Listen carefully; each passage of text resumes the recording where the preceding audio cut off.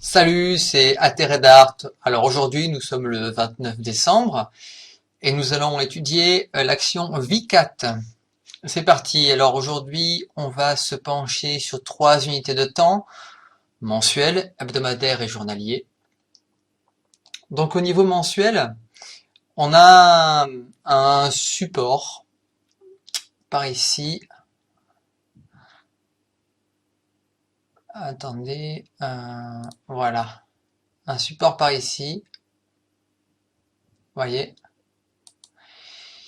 C'est un support, mais c'était aussi une résistance dans le passé. Moi, ce que j'ai vu aussi, c'est que bon, c'était pas trop unique. C'est plutôt une zone en fait, cette zone-là, là. Donc c'est plutôt une zone de support, vous voyez, parce que bon, cette ligne-là à 54, voilà, 6 par là, a bien fait office ici. Mais bon, elle a bien été percée, donc pour autant, elle a bien rebondi. Donc c'est vraiment pour moi une zone de support un peu élargie. On voit, moi je me méfie toujours de ça. Où là on résiste, on passe, on résiste juste au-dessus. Bon, voilà, faut pas être ultra strict non plus. Donc pour moi c'est une zone. Donc ce serait pas très étonnant qu'on descende un peu, mais pour l'instant ce support tient bien. Ce qui est intéressant de noter, c'est que ici les cours montent. Hein, c'est évident là. Hein. Par contre, au niveau du RSI, les cours descendent. Si je trace, voilà, voilà. Et ici, voilà. Donc là, on a une divergence baissière. Alors, je la qualifie de moyenne parce on est pas, elles sont vraiment pertinentes quand on est en surachat au-dessus de 80 ou en survente en dessous de 20. Ou 20, ouais, voilà, 30 là. Voilà, 70-30, ça dépend un peu les notions, enfin, ça dépend un peu les gens. Mais de toute façon, là, on est vraiment proche de 50. Donc là, bon, je la qualifie un peu de moyenne. Alors, il y a quand même un support résistance un peu caché que j'ai vu, c'est autour des 50 ici. Donc, vous voyez, là, il y a pas mal de points où on rebondit dans un sens ou dans l'autre. D'accord? Donc, si on s'amuse à tracer dans les cours cette ligne-là, on tombe sur quelque chose comme ça. Je vais la tracer. Donc là, ici, et par exemple ici, voilà. Vous voyez? Je vais la tracer aussi, voilà, ici, pour qu'on voit à peu près. Vous voyez ici, boum, ça touche, ça touche, ça touche, ça touche. Là, ça touche, et là, on est proche. Donc voilà, pour moi, c'est aussi un support. Voilà, donc on est vraiment, on est on est bien là, on est bien, on est bien, on est bien. On est vraiment dans une zone un peu particulière qui est, à mon sens, assez forte.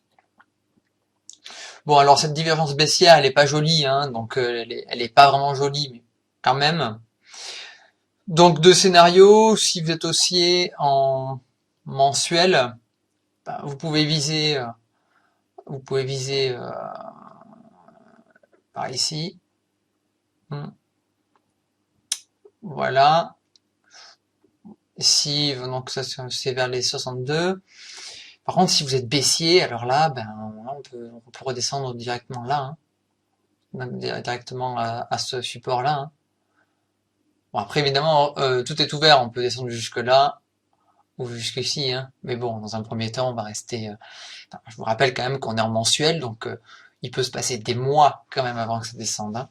Ça peut aller vite, hein, mais bon, on a un peu de temps, donc le premier objectif à la baisse c'est celui-là, le premier objectif à la hausse c'est celui-là, puis celui-là, vous voyez. Bon, ce qui est intéressant, c'est de passer ensuite en hebdomadaire. Au fur et à mesure, on descend. Alors si on descend, euh, qu'est-ce qu'on peut dire ici? Ben là, on peut dire que ici, voilà, ici on est vraiment, on a un truc là, hein. Ici, voilà. Ici, on a vraiment une zone de support résistance, dans laquelle les cours passent au-dessus, en dessous, hésitent par ici, voilà. Donc là, on a cassé plusieurs fois, mais à chaque fois, on revient en pullback. Là, on descend, là, on tend à y revenir. Bon, c'est un peu bizarre comme situation. Ensuite, ce qui est intéressant à voir, c'est deux choses au niveau graphique. C'est à la fois un biseau et à la fois un fanion. De toute façon, dans ce que je vais montrer, ça va être dans le même sens. C'est-à-dire que, voilà, c'est à peu près, hein. Voilà. Donc là, on est dans un biseau descendant, parce que voilà, on est rentré par le haut. Donc statistiquement, dans les biseaux descendants, on casse vers le haut. Donc on a de quoi monter, mais bon, pas beaucoup, parce que quand même on a un support ici, hein.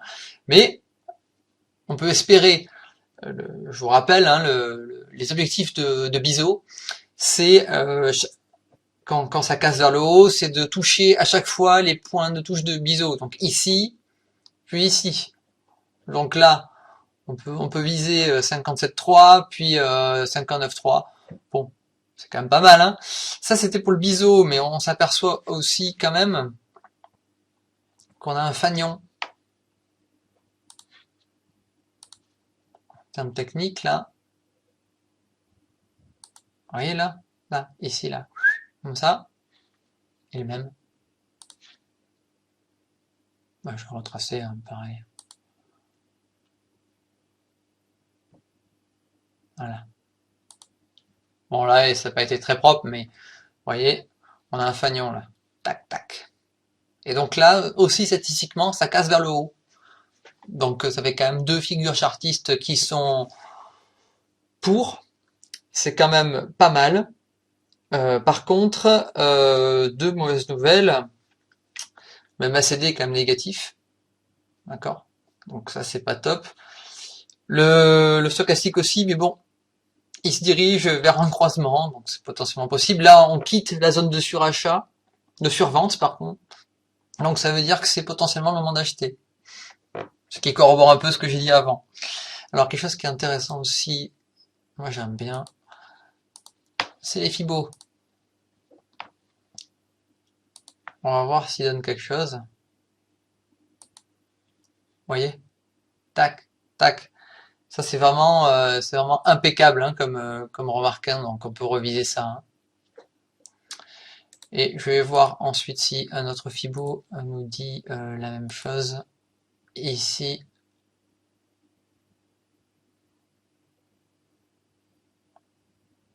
ouais, là, vous voyez un peu la précision du Fibonacci quand même, hein.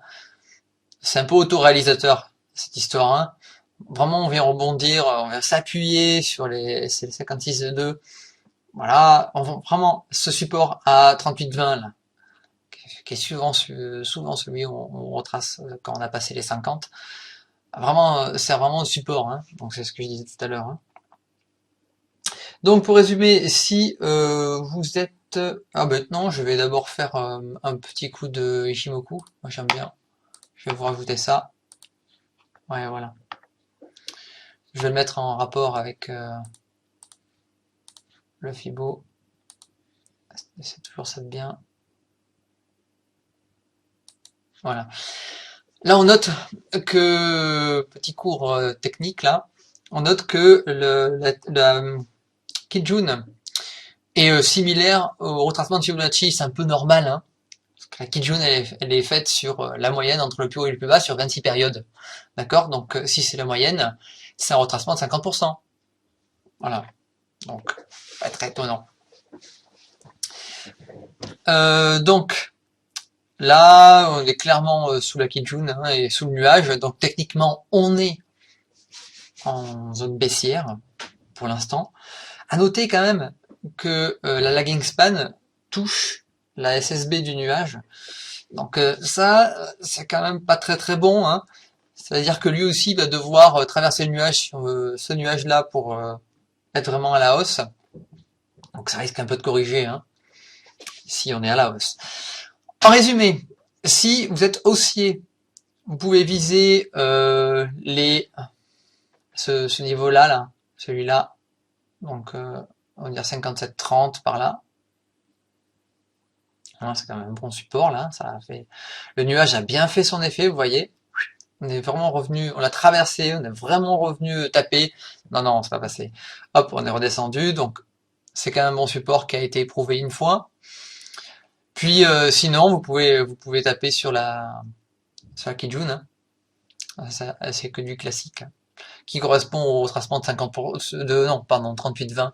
Retracement de 50, oui, éventuellement, ça correspond à peu près à cette limite-là. Mais bon, si vous passez ce support, cette résistance-là, vous allez directement aller là. Hein. Il n'y a pas de souci sur ça. Par contre, si vous êtes baissier, parce qu'il y a quand même des choses qui disent qu'on est baissier, hein, ben là, c'est direction 54, quoi. Hein. On revient là direct, forcément. Hein. Puis après, on redescend directement jusqu'au retracement. Hein. Donc là, c'est 48 et quelques là, 48,8. Alors, en mensuel, je vous ai dit 50. Et là, c'est 48. Alors, il faut bien comprendre que on se base sur, pas sur les mèches. Hein. Donc, sur un mois, ça fait des variations. Donc, c'est pour ça que c'est important de croiser les différents temps mensuels, hebdomadaires, et là, on va passer au journalier, pour bien être au point sur ces objectifs. Hein. C'est très très très important. Allez. On passe au journalier maintenant. Ah, j'avais pas supprimé Ishimoku, mais je vais le supprimer pour l'instant. Mettre ça en gros. Voilà. Alors, qu'est-ce qu'on a ici? Ah bah... Alors, sur les cours du jour, là, ça a bien monté quand même. Aujourd'hui, bon, en même temps, on est dans un genre de rallye de Noël, entre le jour de l'an, il n'y a pas grand monde. Donc, s'il y a une pression acheteuse, ça va monter. Hein. Donc là, on peut tracer directement ici. Voilà, à la fermeture du jour, vous voyez, c'est quand même une résistance. Hein. C'est quand même une résistance. On peut en trouver une autre. Je me demande s'il y a 57. Il y en a une. Pas pour l'instant. Donc voilà. Sinon, quelque chose de très intéressant ici. Alors là, c'est très très très beau. C'est un double bottom. Donc, allez. Je vais tracer. On descend. On monte. On descend. Et on monte. Voilà. Ça, c'est une figure de retournement. Hein. Donc, je vais les supprimer pour une raison simple, c'est parce que sinon on voit plus les cours. C'est une figure de retournement puissante. Et c'est donc... Ah mince, je me suis trompé. Voilà. C'est un support puissant. Donc pour moi, c'est un support puissant. Et pourquoi je dis ça? Ben, parce que c'est une figure chartiste connue. Et puis il n'y a pas très longtemps, on a vécu l'inverse. Ici. En juillet, pardon. Donc là, on a clairement un très beau double bottom. D'accord? Donc, double bottom, l'objectif, quand ça se produit et qu'on veut en avoir un d'objectif, c'est cette hauteur-là qu'on reporte ici. Donc là, il a carrément été réalisé, mais de très très loin. Donc, ça marche. Donc là, on pourrait imaginer, enfin ça marche, ça a marché là, hein, on pourrait imaginer que on pourrait avoir facilement cet objectif-là. Celui-là. On va voir tout à l'heure s'il y a d'autres choses qui sont raccord avec ça. Ensuite, qu'est-ce qu'on pourrait dire d'autre? Là, je vais mettre une moyenne mobile pour voir avec la théorie d'Einstein si on est comment on est. Oula. Ah ouais, là on est vraiment on est baissier. On est baissier dans la théorie d'Einstein.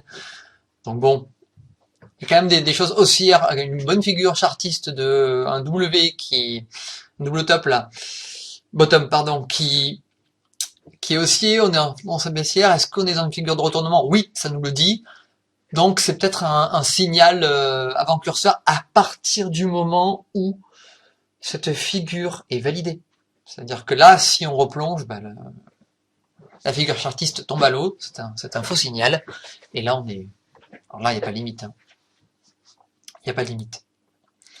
Au niveau des indicateurs, là, ah oui. Là, on a une très très belle divergence haussière. Regardez, les cours sont plats, c'est un double bottom, comme je vous l'ai dit. Et là, qu'est-ce qu'on a? Voilà. Pareil que tout à l'heure en mensuel, mais là, en journalier, on a une divergence haussière. Alors ça, quand les cours sont plats ou qui descendent et qu'on a une divergence haussière, c'est une figure de retournement. Donc, un double top plus une figure de retournement au niveau du RSI. Bon, on est quand même pas mal. Hein. Le MACD croise sa ligne de signal, positif. Lui, le stochastique est positif. Ok. Allez, on va mettre Ishimoku.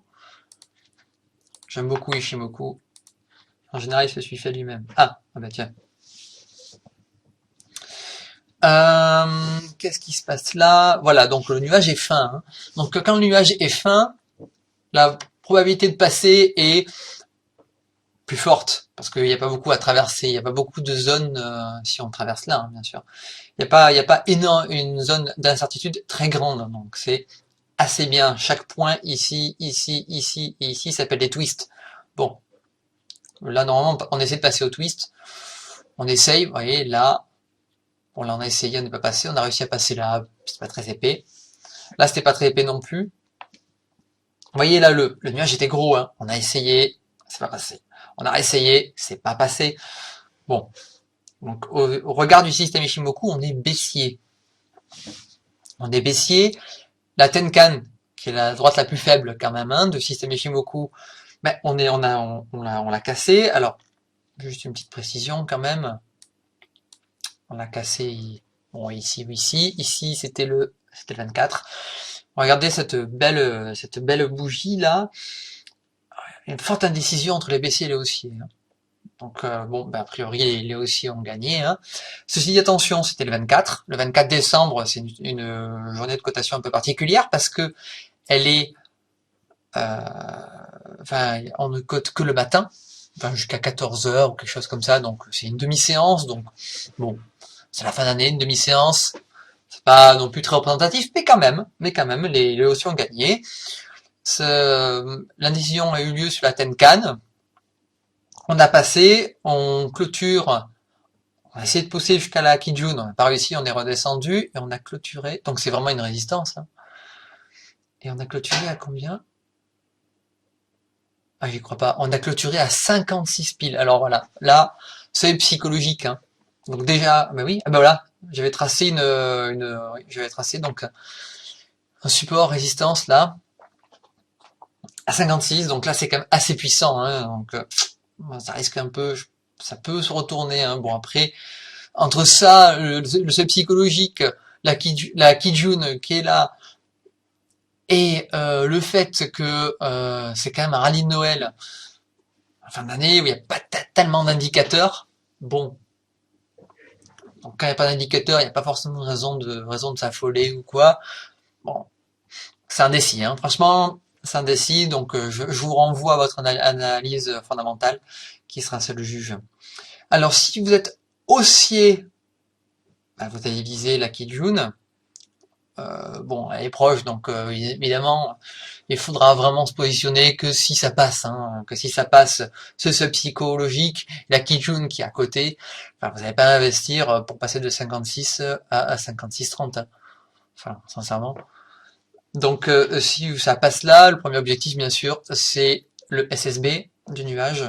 On suppose qu'on n'aura pas trop de résistance là quand même.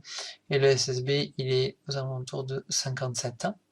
Vous voyez, ah ouais, en plus, si on trace cette ligne-là, vous voyez, regardez, par le passé, ça fait office de support et de résistance plein de fois.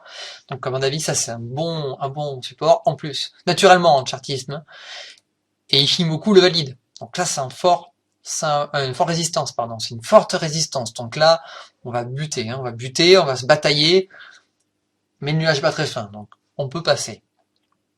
Si on passe ce niveau-là, le prochain niveau, bah c'est celui-là, hein, et celui-là.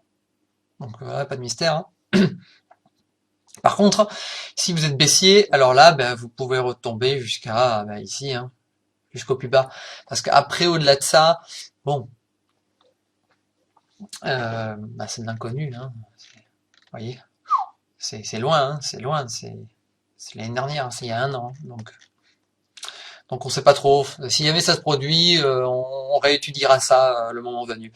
Autre point, c'est qu'aujourd'hui on a tapé sur un seuil psychologique. Je rappelle, on a essayé d'aller jusqu'à la Kijun, on n'a pas réussi. Est-ce qu'on...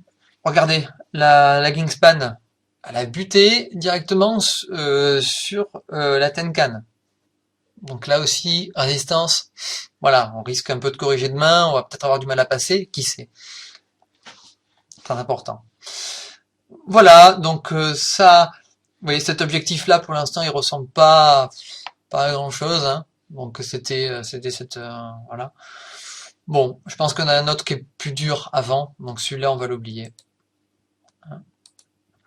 Donc, à la hausse 57, puis 59. À la baisse, ben, vous retombez sur le double bottom à 53-54. Et puis ça ira d'ici là. On y reviendra. Écoutez, ben, merci beaucoup. N'hésitez pas à me contacter si vous voulez d'autres analyses. À bientôt.